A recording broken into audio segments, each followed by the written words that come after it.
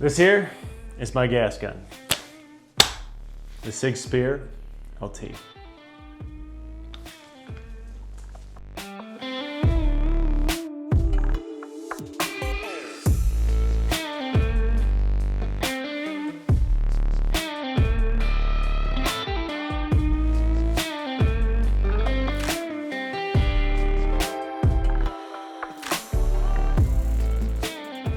Welcome to the Hadron. If you're new to the channel, the first video that I did since launching this was Mammoth Registration Day.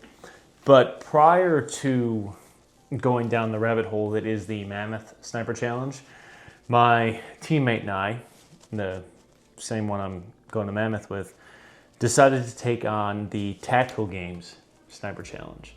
And ever since leaving the Socialist Republic of New York, I have finally been able to invest in things that I would otherwise be a felon for.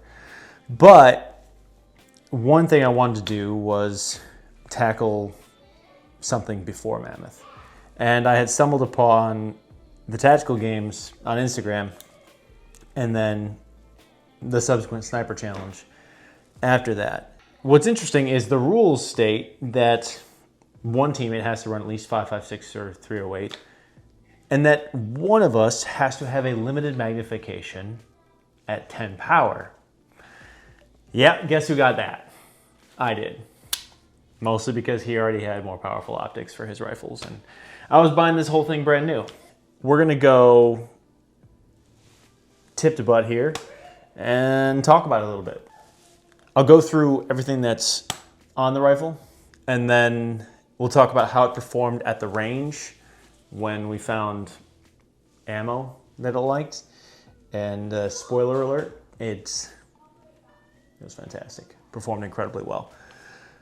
But yeah, here at the end, because I am not made of money, I'm running the same Trash Panda that I run on the fix, because I had a cherry bomb installed on here. And yes, if you've heard the rumors about the Sig muzzle devices being impossible to remove by anyone other than the factory, that is correct. But they did have a really straightforward process for doing that. If you're interested in hearing about that, leave a comment down below. But I'm running that with the Armageddon gear cover. I've got the Atlas bipod as well, and that's just mounted on, I've actually got a pick rail M-lock piece, and then that's mounted on top of there. I've got the Pew Surgeon makes these little sling retention jock straps, which I think are kind of nice. They're less clunky than the kind of the Neo Mag ones that maybe you're accustomed to seeing out there. And so they're kind of discreet. He's got them in all sorts of different colors. I've got this one to match the rifle, but I'm sure he'll make some to match the G-sling. Drewmeyer Defense hand stop. And then the Stoic Solutions. So these guys, I came across them on Instagram, and it's kind of a cool idea, basically building the support bag right into the weapon and having it be low profile. And this one has a nice kind of sticky wax canvas feel, so you can really get a good grip on whatever surface you're running this against. And then the sling is, one of Q's G slings. This is the Thunder Country. I like the G sling better than the M-lock, or not M-lock, QDs. The QD slings are quite heavy. And then on top of the rifle, I'm running the Reptilia 1.93. I do like a higher optical line and more of an upright head position. For my Virtus, I've got an EOTech with the Unity riser, and just the upright feels more comfortable. On the mount itself, I'm running the Reptilia bubble level and the loopholed Delta Point Pro mount. And what's awesome about these is they mount directly into the slots there on the device. So it's very well suited for it. And then I've got the Vortex Razor 110. I had looked at a couple other options, but EOTechs were out of stock and I got a decent price on the Vortex. And my only complaint about the Vortex is the donut's kind of big in the reticle. I would prefer something a tiny bit smaller, and yeah, but otherwise it's a great piece of glass. And then I've got the 100 Concepts scope caps, signature reduction. What's cool about this is they act as scope covers and protect the glass, but also signature reduction. And if you want to take that off, you can just slide that up and it just works. It's really a great little thing. And then obviously the loopholed Delta Point Pro on there. In terms of the charging handle, Radiant Raptor, because Sig's charging handle is very mid. And then I also upgraded to the Q trigger as well. Literally the best trigger ever made. It is a fantastic trigger. I love it. It's incredibly clean. I've very much enjoyed shooting with it. And then I've got the adapter. If you know anything about the Spear lineup or the MCX lineup, the piston system's all enclosed in the upper receiver, so you don't need a buffer tube. This will shoot just like this, you know, very Call of Duty-esque. Just hit my suppressor on my desk. And I've got the Magpul PRS stock and the riser on here as well. So that's the general rundown of what I've got kitted on here. All the cool stuff on the rifle would make no difference if it was not accurate. And I remember seeing some videos before I bought this of, you know, the flex from the handguard and things like that. Once I sent it to the factory to get the muzzle device removed, they torqued everything down and it was tight. But is it accurate? Did it perform well?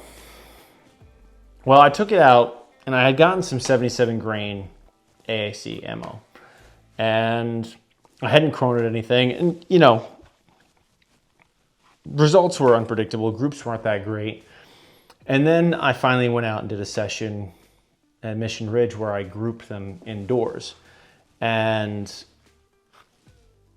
you know, lighting was kind of rough in there, but what you'll see here is are two 5-round strings of the AAC 77 grain, and the muzzle velocity was barely pushing 2450. That was the highest one I saw, and then the spread was over 100 across 10 rounds. It was pretty bad in terms of the muzzle velocity.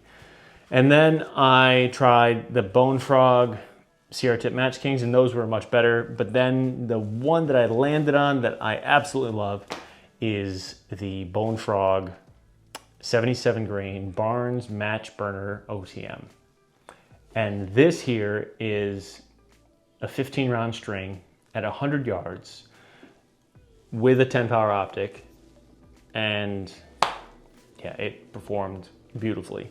I'm pretty friggin' happy with that. And then we took out to the range to get dope from 100 out to 500 every 20 yards. Really build that out. That was really the maximum range we had access to. But it gives us a good sense of how it's performing relative to what a ballistic table would say, or what the AD Quantum app will say. But this video here is me at 100 yards, and we had a plate rack, 12, 10, 8, 6, 4, and 3-inch plates. And I was able to clear it all the way out to 240 yards. When I got to 260, I couldn't see the 3-inch. Took a couple rounds to actually hit that. And when I got to 280, I just stopped shooting at the 3-inch. I just could not see it. We could still hit the 4-inch target at 260. And then once I got to 280, it was pretty much the 6-inch and up. But out to 300, was able to clear down to the 6-inch, and then out to 500, we were able to clear the first three, so the 12, 10, and 8-inch targets, no problem. And that was, again, on the 10 power optic. This is an accurate rifle. I am very happy with it. Definitely money well spent. And yeah, I think the only thing I'll eventually change is I might look into some of the vented cans, because, you know, obviously if you don't have a vented can, probably a little bit gassier, although I've never shot a flow-through can, so I don't actually have a basis for comparison. But the people say you get less gas in your face. But damn, I love this rifle. And yeah, that is my Sig Spear LT 16-inch, and this is what I will be shooting at the Tactical Game Sniper Challenge. And coincidentally, because my teammate's PWS 18-inch rifle, his Mark 118, had completely shit the bed for whatever reason, and was shooting wildly all over the place, he ended up buying a Spear as well. But he bought his in black. So yeah, we're gonna be running the same rig. He's just got a 2.5 to 20, and then he's gonna run a Night Force. But yeah, if you enjoyed this and you wanna continue following the progression here, we're gonna get some of the first person view cams and then eventually get ourselves a trigger cam. If someone wants to loan us one, that would be awesome. But yeah, please like and subscribe. Follow us over on Instagram as well. And take care and have a great day. Bye.